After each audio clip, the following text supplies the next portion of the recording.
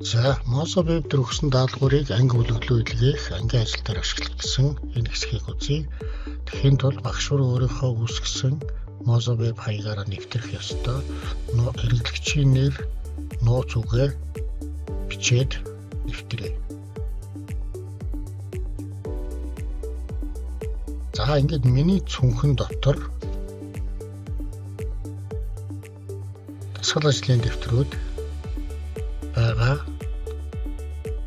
За, байршуулсан зүйлүүд гэдэг рүү ороод хэдүүлээ даалгавруудаас шийдэл авъя. За, эндээс би нэг даалгавар нээлээ. Дөө оцсон даалгавар маань нэгчих.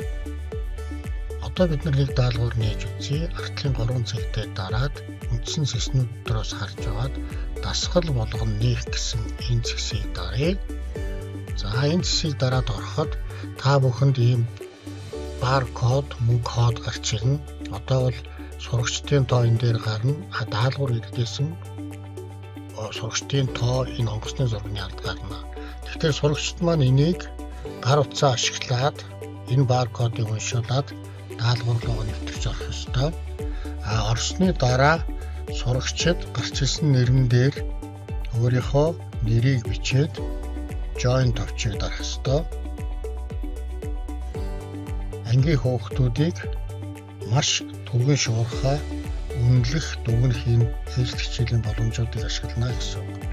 За, ингээд сурагч join товч дарсны дараа хүүхдүүд дээр дасгал ажлыг эхлүүлэх гэсэн зэснүүд гарч ирсэн байна. За, одоо эндээс багш бүх хүүхдүүдэд оруулсны дараа эхлүүлэх товчийг дарна гэсэн үг. За, эхлүүлэх товчийг дарахад сурагчд дээр яг энэ үйлдэлүүд маань дасгал даалгавар маань гарч ирнэ. За, эхний даалгавар маань сонголтын зөв хариултуудыг сонгоно гэж энэ олон сонголттой даалгавар байх нь. За, ингээд сурагчдад өөрийнхөө хийсэн даалгаврын үр дүн дээр submit товчийг дарааж илгээх ёстой. За, 2 сурагч хоёулаа даалгавраа илгээсэн. Даалгаврын хугацаа 1 секунд, 5 секунд дутуу байна. За, ингээд даалгаврууд сурагчдад илгээсний дараа тухайн даалгаврын үр дүн нь тодорхой гарч ирнэ. За, 2 хүүхдээс нэг нь 100% хариулсан, нэг нь 63% хариулсан байна. Ингээд маш хурдан хүүхдүүд үр дүнгээ олно гэсэн. За, 2 дахь асуулт гарч ирсэн. 2 дахь асуултан дээр мөн адилхан холбох даалгавар байна. Холбох даалгавар дээр сурагчид холболтоо хийн. За, сурагчид холболтоо хийгээд submit товчийг дарна. За, 2 хүүхд маань илгээсэн байна. Даалгаврын хугацааг багш нар өөрөө тохируулж болно гэдэг нь маш давуу талтай.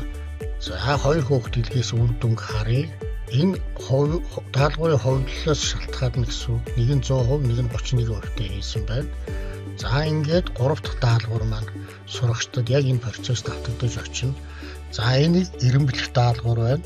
За, хүүхдүүд энийг дугаараар эренблэнэ гэсэн үг.